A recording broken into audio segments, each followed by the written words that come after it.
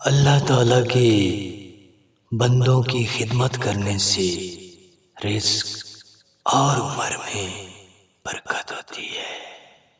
یاد رکھو کہ اگر تکبر کرو گے تو ایمان و دین سے ہاتھ دھو بیٹھو گے۔ یقین کرو کہ نماز چھوڑنے سے گھر سے خیر و برکت چلی جاتی ہے۔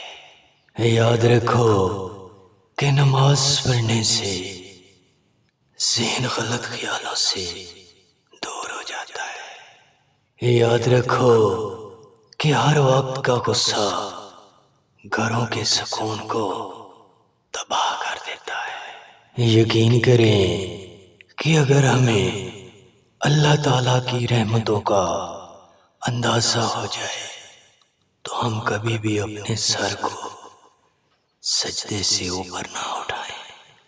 اگر دنیا کا امیر ترین شخص بننا چاہتے ہو تو کوشش کرو کہ تمہاری وجہ سے تمہارے والدین کی آنکھوں میں